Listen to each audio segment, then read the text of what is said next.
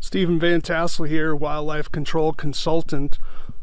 I just recently had some Xcluder garage door seals installed on my garage. Yeah, I had to hire it out because my garage doors, of course, had to be a little unusual, and the label said on my garage door, not Xcluder, that you needed to probably be careful because things were under tension, and I didn't have enough experience to deal with that, so I didn't want to get whacked in the head, so I had them professionally installed. And so I'm a big fan of Xcluder products, but I wanted to sort of reach out to people that are looking to use Xcluder products, especially for garage doors, because garage doors are a constant pain in the butt for excluding rodents. So we want to make sure that we tell people to, of course, get their garage doors sort of sealed up, and so Xcluder is just one of the products that are used to get that door seal on the concrete. So I had that installed, and guy did an okay job, but I wanted to let you know of some of the challenges that you may encounter if you're trying to do this yourself. And so let me turn my screen around here and we'll get this resolved.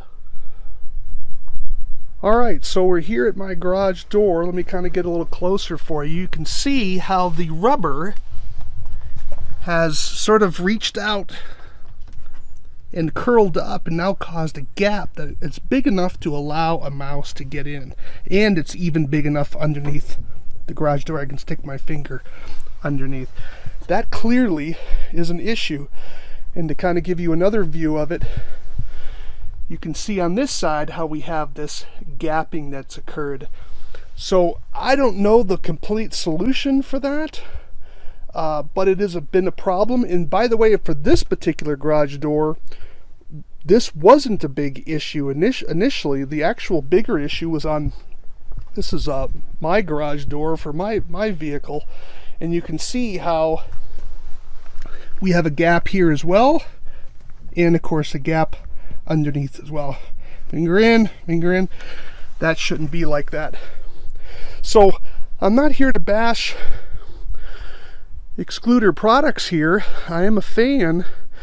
I'm just telling you that you got to make sure that when you're installing them that you're going to get what you hope for out of it.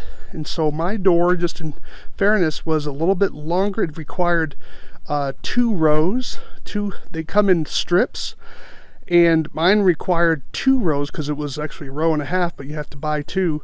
So mine was obviously a little bit bigger than some other doors, and so I'm told by my door guy that these are standard size doors. I'll take him at his word for that, but just so you know, I mean, I had to spend a couple $100s for the material and then about $400 to have things installed and have some other work done on the doors. So, and I'm not getting the mouse control that I'm looking for. And I'll take you inside and have you see the light coming in from the outside in, which is one of the ways you can help tell that there's a problem here, and we will show you that in a moment. We're inside the garage now, and I wanted to show you how much daylight's coming in, because daylight is one of the clues you can look for seeing gaps where mice can get inside of the structure. So let me show you my finger here to give you some scale. You can see how my finger is able to kind of get past the door there. Clearly, that is not accomplishing the goal that I want. Let me show you the other side. And here again, you can see my bait station there. This is not accomplishing the goal that I want with these particular door covers. I mean, excuse me, the Xcluder door jamb gaps. So I would like to just warn everybody, make sure everything's going to fit properly before you spend the money to have it installed, because I think the Xcluder products are good. Just make sure that you install them correctly, otherwise you're spending money and not getting a benefit in the long run for yourself. So just keep that in mind. I'm Stephen Vantassel, wildlife control consultant. Do subscribe to my channel, check out my website, and subscribe to my blog, wildlifecontrolconsultant.com. If you need to reach out to me, wildlife control consultant pestgeek@gmail.com. Love to hear from you. Till next time, be safe. Hi, Stephen Vantassel here, wildlife control consultant. In a previous video, I talked about having a strip installed on my garage doors from Xcluder, and the problem that we had is that they were bulging out and it was causing a massive gap located over here. And we've now, if you compare the earlier video with what you see now, you can see that there's been a substantial reduction in that gap. And it's because one of the commenters talked about putting a screw in the bottom of the stripping, and so I finally got a chance to try it out, and lo and behold, it worked. Now there's still a little bit of a gap, as you can see. I get my finger in there, but part of that's because I get my finger in there because this has been kind of bowed out over time because it went through the whole winter. So I'm not blaming this now, but if I could have changed this sooner, this gap wouldn't have occurred. But I think over time this will begin to tighten up a little bit more. But I wanted to show you what we did.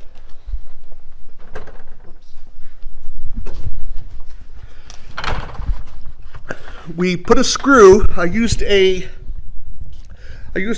screw right up here. Let me get a pointer. I used a self-tapping screw. So it's a little hard to do, and you want to probably use a washer, and you kind of have to gauge it, sort of move the rubber in to where you want it, and then sort of seal it there. That way it's not curving up and creating a big gap. So it worked, and now we're going to close the garage door and show you how much darker it is so we have a comparison. And if you can look over here, you can see how much less light is coming in now than if you saw before. So it's been a substantial improvement, so I wanted to give a shout out to the individual for that particular tip on making a little modification to that little weather stripping in the bottom of our garage door, because otherwise I was quite disappointed with it. So make sure you're ready if you find it sort of curving up, so you have your flat portion here. Sometimes if there's too much rubber, it'll curve up and create a gap between the door jamb. And so you basically just put a screw in the rubber to keep it from curling up for you. And it worked like a charm, and I'm not very handy. So kudos to that particular person who gave me that suggestion. Check it out for yourself.